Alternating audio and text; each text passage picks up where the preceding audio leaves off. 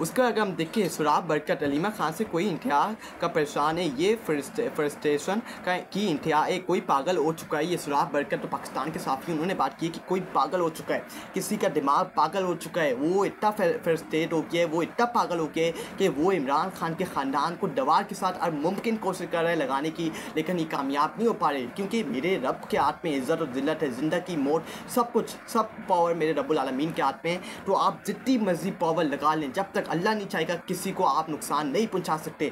ये जो आपने हरकत की है, क्या इससे अलीमा खान या इमरान खान की फैमिली मेम्बर्स की इज़्ज़त के अंदर कमी आई है? इसका जवाब है एब्सोल्युटली नॉट। उनकी इज़्ज़त के अंदर इजाफा हुआ है, उनकी वैल्यू के अंदर इजाफा हुआ है, लोगों ने इसकी मजम्मत की है। तो आपको ये अंडा फेंकने से क्या मिला है? क्या आपको कुछ मिला है इससे? नहीं मिला आपको। आपकी जो असल औकात है, असल वैल्यू है, वो खुल के सामने आई है और लोगों ने आपके ऊपर लानतान भेजी है। नज़म उल हसन बाजवा अलीमा खान पर अंडा मारने की हरकत जिससे भी करवाई वो सबको पता है। आप बस ये मला खता करें कि ये कितने फ्रस्ट्रेट हो गए। ये हरकत चीख कर बता रही है कि जनाब आ चुके हैं। ये नज़म अल हसन ने सही बात कही है कि ये लोग कितने फ्रस्ट्रेट हो गए हैं, और ये बात का सबूत है कि ये इनकी डिफीट हो गई है। ये लोग आ चुके हैं और इमरान खान जेल के अंदर बैठ के इनको इसने शिकस्त दे दी है, और इनको अपनी शिकस्त को और आज में कबूल करना होगा।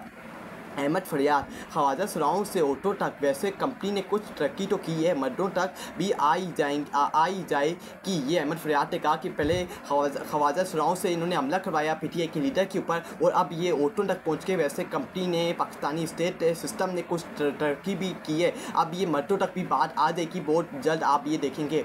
राना सनाउल्लाह अलीमा खानम एक बेवफा बहन का किरदार अदा कर रही हैं। ये इन्होंने बात की है राना सनाउल्लाह ने कि अलीमा खान एक वफा बहन का किरदार अदा कर रही है, जो इनके साथ हुआ है मैं इसकी मजम्मत करता हूँ। मानना चाहिए मरियम नवाज़ मेहनत कर रही है। ये बिलावल भुट्टो ज़रदारी ने बात की है कि मरियम नवाज़ मेहनत कर रही है। भाई कौन सी किरी मेहनत तुसी बात करते हुए कौन सी मेहनत कर रही है मरियम नवाज़? मुझे ये तो बताओ, क्या पंजाब को तबाह कर दिया, बर्बाद कर दिया, जो जापान गई थी, पूरा अपना लश्कर जापान लेके गई है, ये मेहनत है? पंजाब को तबाह कर दिया, बर्बाद कर दिया, ये मेहनत है? पिछले 40 सालों से ये दो खानदान बैठे हुए और मुल्क को तबाह कर दिया, मुल्क को बर्बाद कर दिया, ये मेहनत है? ये बिलावल भुट्टो ज़रदारी मरियम नवाज़ की तारीफ़ कर रहे हैं। भाई अगर आप कह रहे हो कि मरियम नवाज़ मेहनत कर रही है, तो भाई साथ अपने ट्वीट के अंदर, साथ इस बयान के अंदर वो बताते भी ना कि क्या क्या अभी तक मरियम नवाज़ ने पिछले 1 साल के अंदर क्या क्या पंजाब की आवाम को की है, पंजाब के साथ उससे क्या तरक्की की है, कौन सी मेहनत की है, कि आवाम को ही मालूम हो कि मरियम नवाज़ ने ये मेहनत की है। और बिलावल भुट्टो ज़रदारी असल में हकीकत के अंदर उसको मेहनत का उसको क्रेडिट जाना चाहिए, लेकिन हमें भी मालूम होना चाहिए कि मरियम नवाज़ ने ऐसी कौन सा काम किया, ऐसी कौन सी उनको क्रेडिट देने की, हम भी फिर उनको क्रेडिट दें, हम भी फिर उनको सल्यूट मारें, कि हमें भी बताया जाए कि मरियम नवाज़ ने ऐसे कौन से काम किए हैं जिनके ऊपर ही पाकिस्तानी कौम उनको खड़े होकर सल्यूट मारे। अबीब अकरम अलीमा खान के साथ पेश आने वाला वाक़या मक्स अंडा फेंकने तक नहीं, बल्कि अंडा फेंकने के बाद इन 2 ख़वातीन की बाहिफाजत वापसी भी है, ये अबीब अकरम ने बात की है। उसके हम देखिए जस्टिस मंसूर अली शाह का चीफ जस्टिस यहिया अफरीदी को ख़त, ये अब मंसूर अली शाह जो पाकिस्तान के सीनियर चीफ जस्टिस हैं सुप्रीम कोर्ट ऑफ पाकिस्तान के, उन्होंने अब chief justice of Pakistan Yahya Khan Afridi को ख़त लिख दी है। उस ख़त के अंदर उन्होंने अहम सवालात और उनकी असल हकीकत खोल के सामने रख दी है।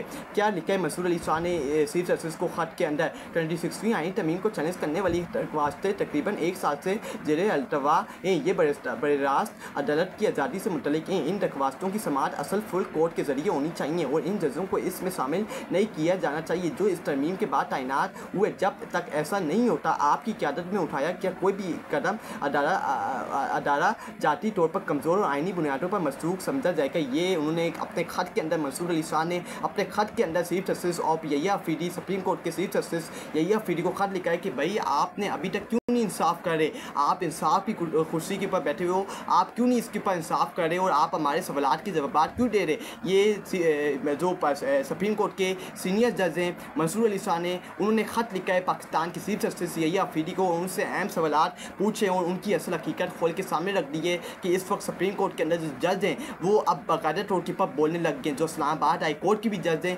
अब वो भी बाकायदा तौर के ऊपर बोलने लग गए, ओपनली बोलने लग गए इस निज़ाम के ख़िलाफ़, इस कोर्ट के ख़िलाफ़ जो अदालतों अदालतों के अंदर जज बैठे हुए, जिनको कायम किया गया, जिनको बिठाया गया इंसाफ की कुर्सी के ऊपर, अब ये जो जज हैं जो इंसाफ के ऊपर खड़े हुए हैं, अब ये बोलना स्टार्ट हो गए और ये अब आपको इसका हिसाब किताब देना पड़ेगा और अब आपको मुंह छुपाने की कोई जगह नहीं मिलेगी। जैसे काजी फ़ाइज़ा का हाल हुआ था, उसको इबरत का सामना करना पड़ा था, इसी तरह इन जजों को भी इबरत का सामना करना पड़ेगा जो जुल्म और ज़बर का साथ दे रहे हैं और इंसाफ की कुर्सी के ऊपर बैठ के इंसाफ नहीं कर रहे।